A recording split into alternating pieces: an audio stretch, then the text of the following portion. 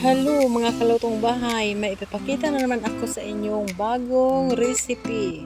Sana magustuhan ninyo ito. Ito ay ang crispy fried kangkong with mayo dip and lemon. Umpisa na tayo. Lagay lang ako ng 1/2 cup ng harina at 1/2 cup ng cornstarch. Naglagay ako ng ground black pepper, paprika, onion powder, at garlic powder. Naglagay din ako dito ng asin, kunting asin.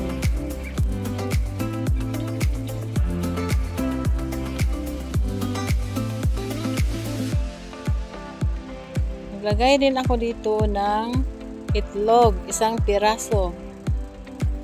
Pagkatapos, i-mix lang natin ng mabuti. Naglagay din ako ng tubig.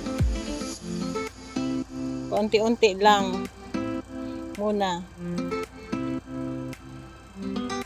I-mix natin ng mabuti.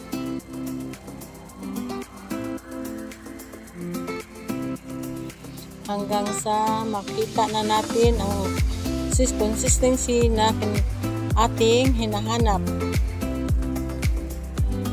Mix lang ng mabuti.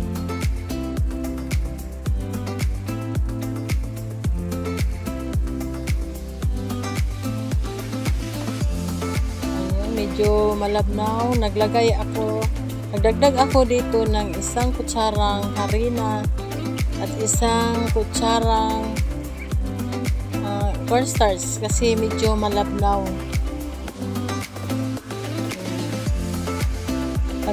Magpapainit na tayo ng mantika.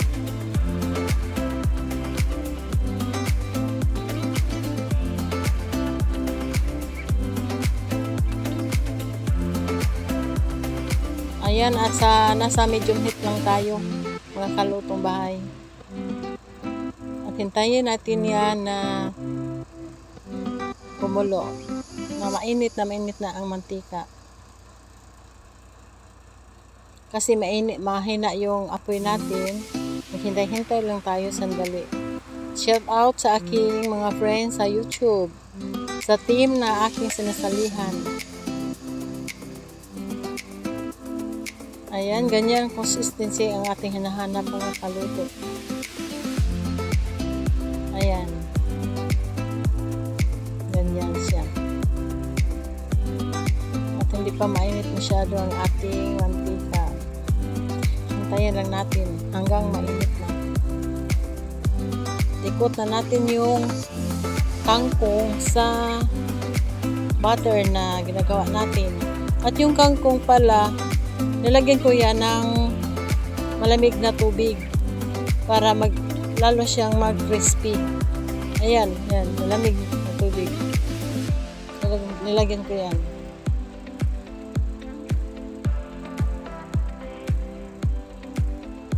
Malapit na yung kumulo yung mantika natin. Ayan ako. Hello!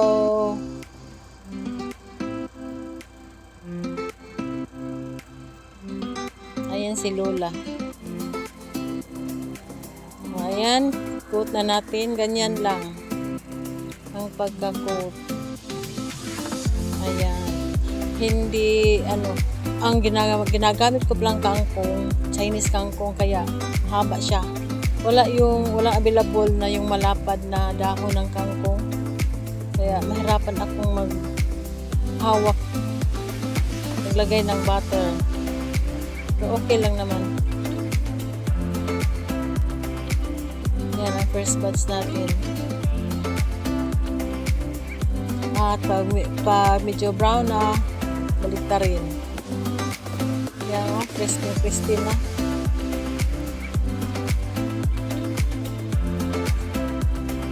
Nahanda ko pa yung iba pang dahon na ilalagay dyan.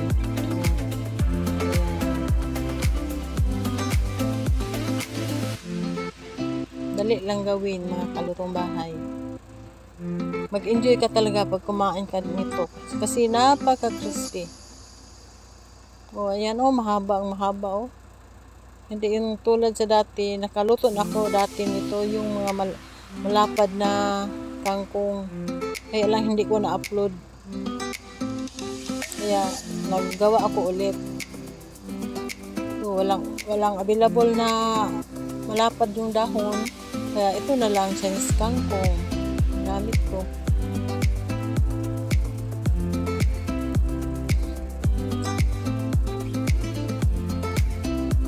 Nasa medium heat pa rin tayo.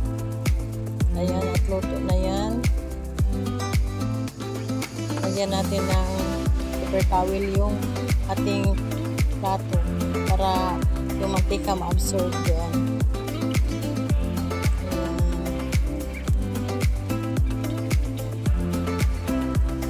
At sunod natin ang second batch. Same process pa rin.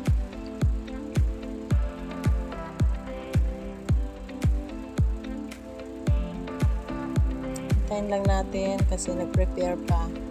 Hindi kasi madali yung kasi maliit yung dahon.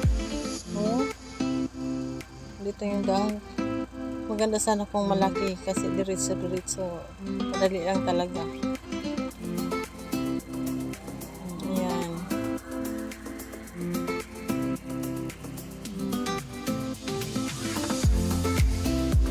Mas lamig yung kayo na mga kalutong bahay. Pretty good ka crispy. Enjoy ka magkaon kay mura ka nagkaon sinangag na mais. Popcorn. Yan, baligtad rin hanggang sa maluto lahat yan.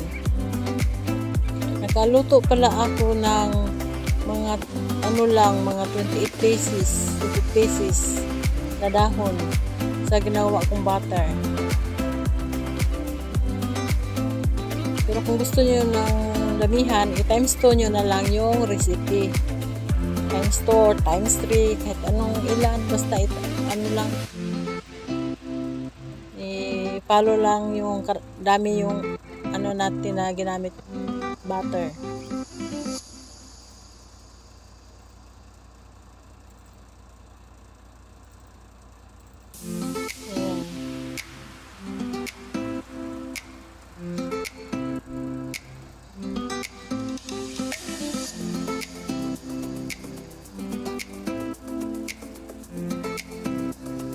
Sa medium heat lang tayo. Kaya medyo matagal-tagal kasi pag pakasan ng apoy, masusunog din. Kaya medium heat lang talaga.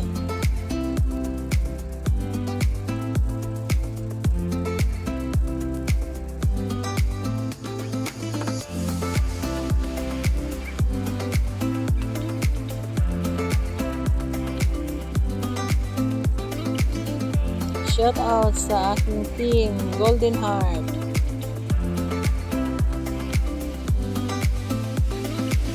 Wala akong ibang team na salihan, yan lang isa.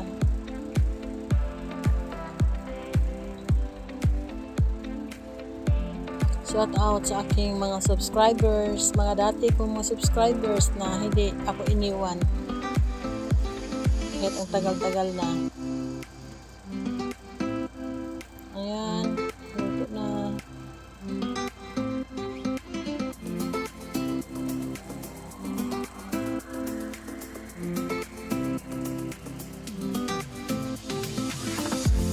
Same process. Pinakita ko talaga sa inyo lahat para maano talaga ninyo.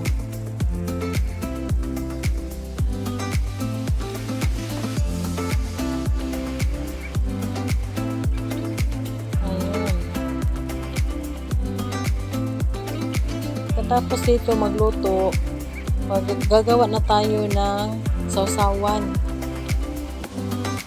ng kanyang pares na to niya pa may kaluto niya para lalong sumarap yung ating dahon ng kangkong.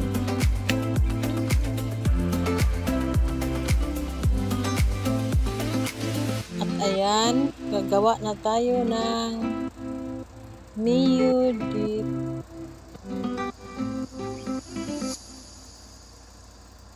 With lemon. Ayan. 3 kutsara na mayonnaise.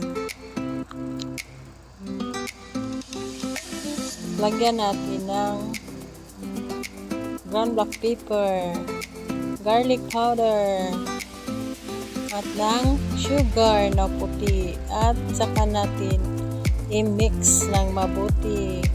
Ayan ang lemon. Piniga ko ang lemon. Napakasarap mga kaluto. Subukan nyo. Napakasarap talaga.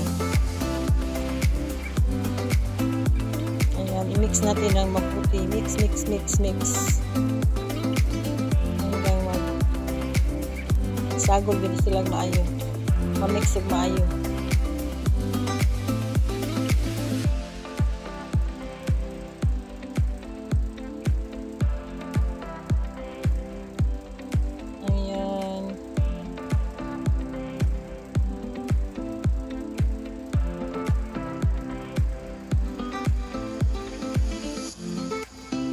Tapos yan, kakain na tayo. Ayan na ang ating nagawang recipe ngayon. Sana nagustuhan ninyo ang ating recipe mga kalutong bahay at mga kaibigan. Ayan, kain tayo. Sana nagustuhan ninyo ito. Maraming salamat. Ugwin na ho. Taas na dahil ni. Wow.